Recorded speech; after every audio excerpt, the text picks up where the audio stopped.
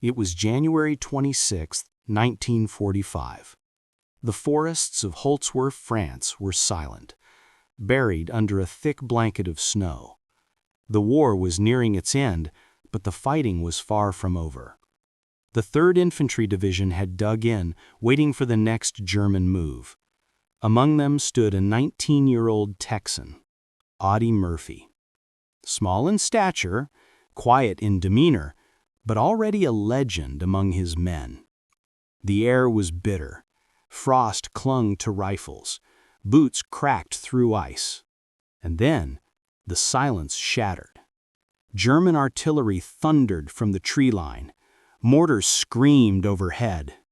The ground shook as 250 German soldiers surged forward, backed by 6 tanks. It was a full-scale assault, and Murphy's unit was directly in their path. Within minutes, chaos erupted. American soldiers scrambled for cover. Communications were cut. The German advance was relentless, sweeping across the snow like a tidal wave. Murphy's company was ordered to retreat. But he stayed. Alone. He climbed onto a burning M10 tank destroyer, its .5 caliber machine gun still intact. Flames licked the metal. Smoke billowed around him, but Murphy didn't flinch. He opened fire. Bullets tore through the snow. German soldiers dropped. The tanks halted, confused by the lone gunner. Murphy's fury was surgical. He aimed, fired, reloaded, again and again. For over an hour, he held the line. Alone. Radio operators listened in disbelief as Murphy shouted coordinates for artillery strikes while mowing down enemy troops. His voice was calm, controlled, deadly. When the smoke cleared, 50 Germans lay dead. The rest had retreated. Murphy had stopped an entire company by himself. And he wasn't done. He was not done. Before he became a legend, Audie Murphy was just a boy from Texas, born in 1925 to a poor sharecropper family. Murphy grew up in the dust and heat of Hunt County. His father abandoned the family. His mother died when he was 16. Left to care for his younger siblings, Murphy dropped out of school and worked odd jobs to survive. He was small, barely 5'5", 110 pounds, but tough, quiet, focused. And when Pearl Harbor was attacked, he tried to enlist. The Marines turned him down. The Navy said no. But the Army said yes. Murphy was 17. He lied about his age to join the fight. Boot camp was brutal. But Murphy didn't complain. He trained harder than anyone. His instructors noticed his marksmanship, deadly accurate, calm under pressure. He was sent to North Africa, then Sicily, then Italy. And everywhere he went, he fought like a man possessed. By 1944, Murphy had already earned the Bronze Star, the Silver Star twice, and the Distinguished Service Cross. He was wounded multiple times. He refused evacuation. He kept fighting. His comrades called him the Kid, but they followed him into hell. In December 1944, Murphy's unit was sent to the Vosges Mountains in eastern France. The terrain was brutal, dense forests, freezing temperatures, and constant German ambushes. Murphy was now a second lieutenant, leading men older and bigger than him. But no one questioned his authority. He had seen more combat than most generals. And then came Holtzwihr. Murphy's story wasn't just about bravery. It was about pain, loss, sacrifice. He had watched friends die. He had killed men up close. He had survived artillery, snipers, and frostbite. And yet, he never broke. He was 19 years old, and he was about to face 250 Germans alone. The morning of January 26th began with eerie quiet. Murphy's unit, Company B, 15th Infantry Regiment, had taken position near the edge of Holtzwihr. Snow muffled every sound. The men were exhausted, cold, and low on supplies. They had no idea that 250 German soldiers were massing just beyond the tree line. At 2 p.m., the silence shattered. German artillery opened fire. Shells exploded across the American line. Trees splintered. Earth erupted. The sky turned gray with smoke. Then came the tanks, 6 of them, rolling through the forest like iron beasts. Murphy's company was outnumbered, outgunned, and exposed. The Germans advanced in waves, disciplined, relentless. Machine guns rattled. Mortars screamed. American soldiers scrambled for cover, returning fire where they could, but the enemy was everywhere. Murphy saw men fall, friends, brothers in arms. He radioed for artillery support, calling in coordinates with precision. Explosions rocked the forest, slowing the German advance, but not stopping it. Then, a direct hit struck the M10 tank destroyer beside Murphy. It burst into flames. The crew was dead. Smoke poured from the wreckage, and Murphy climbed on top. He manned the .50 caliber machine gun, the only weapon left with range and power. Flames licked the metal. The heat was unbearable, but Murphy didn't flinch. He opened fire. German soldiers dropped in the snow. The tanks hesitated.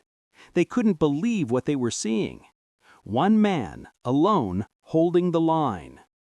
Murphy kept firing. He shouted artillery coordinates into the radio while mowing down enemy troops. His voice was calm, controlled, deadly. For over an hour, he held his position. The German assault faltered. They had expected to crush the Americans. Instead, they were being torn apart by a single soldier. The M10 tank destroyer was engulfed in flames. Its crew was dead. Ammunition inside cooked off with deafening cracks. Smoke poured into the sky. Any sane man would have run. But Audie Murphy wasn't like other men. He climbed onto the burning wreck. The .50 caliber machine gun was still operational, hot but intact. Murphy grabbed the handles. His gloves sizzled against the metal. He didn't care. He opened fire. German infantry surged from the tree line, expecting a broken American line. Instead, they were met with a wall of lead. Murphy's bullets ripped through the snow, cutting down soldiers in mid-charge. He was a silhouette against the flames, a lone figure atop a burning beast unleashing hell. The Germans hesitated. Then they returned fire. Bullets pinged off the tank's hull. Shrapnel tore through the air. But Murphy didn't stop. He ducked, reloaded, fired again. His aim was surgical. Every burst found its mark. He was buying time. Time for his men to regroup. Time for artillery to strike. Time to survive. For over an hour, Murphy held that position. He radioed artillery coordinates with chilling calm, adjusting fire as German troops shifted. Explosions rocked the forest. Trees shattered. Snow turned black with soot. Still, Murphy fired. His legs bled from shrapnel. His ears rang from the blasts. His hands blistered from the heat, but he stayed. He was no longer just a soldier. He was a fortress. When the Germans finally broke and retreated, the battlefield was littered with bodies. 50 enemy soldiers lay dead. The rest had vanished into the trees. Murphy climbed down from the tank. His face was black with soot, his uniform torn, his eyes hollow.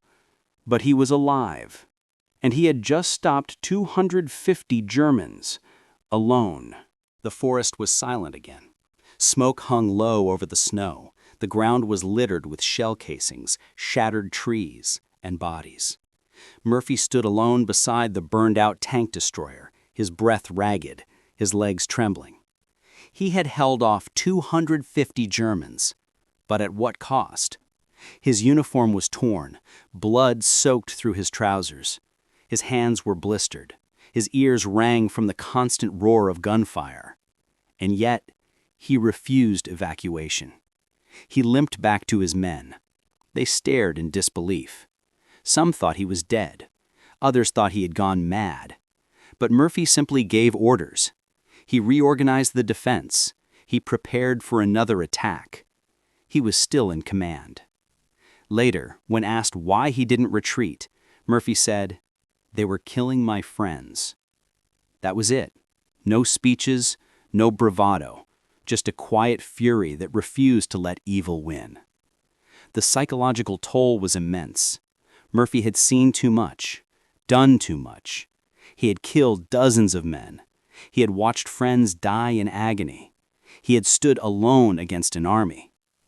And he had survived. But survival came with scars. In the weeks that followed, Murphy would receive the Medal of Honor, the highest military decoration in the United States. But he never celebrated it. He rarely spoke of Holtzwihr. He didn't see himself as a hero. He saw himself as a survivor.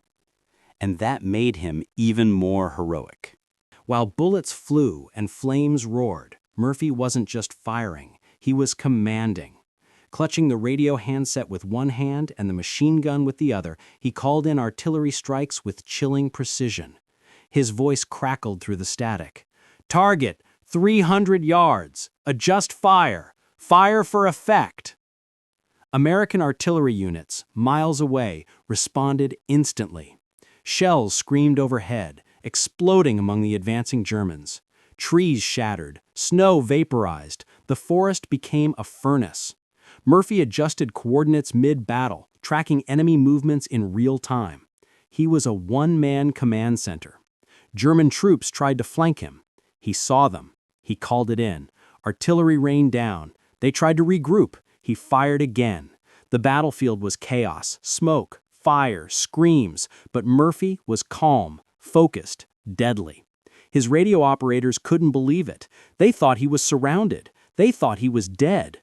But Murphy kept transmitting. For over an hour, he coordinated artillery, fired the machine gun, and held the line, alone. The German assault collapsed. Their tanks withdrew. Their infantry scattered. And Murphy, bleeding, burned, exhausted, climbed down from the tank. He had turned the tide of battle, not with brute force, but with brilliance.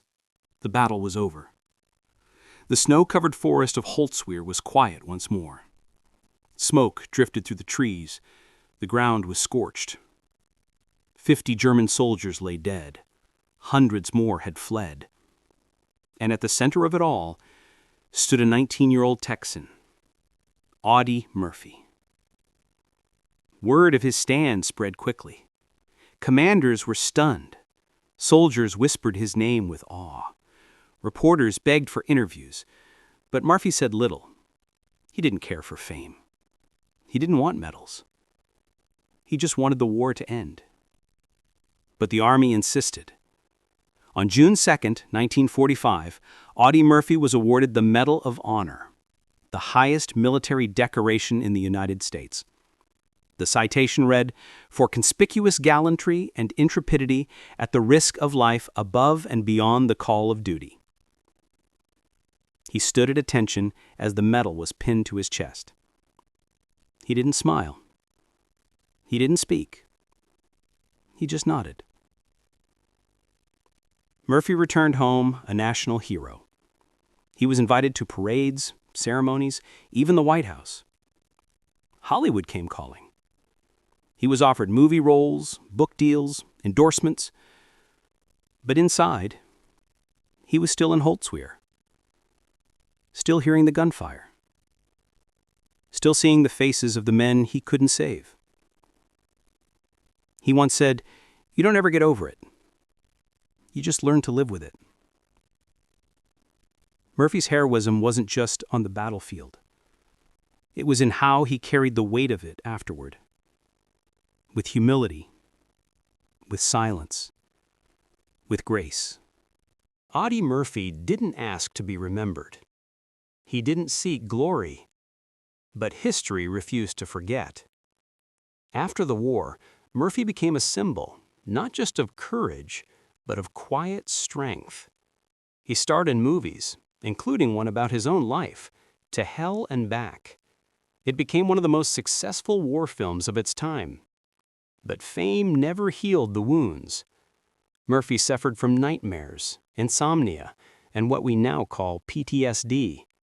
He slept with a loaded pistol under his pillow. He avoided crowds.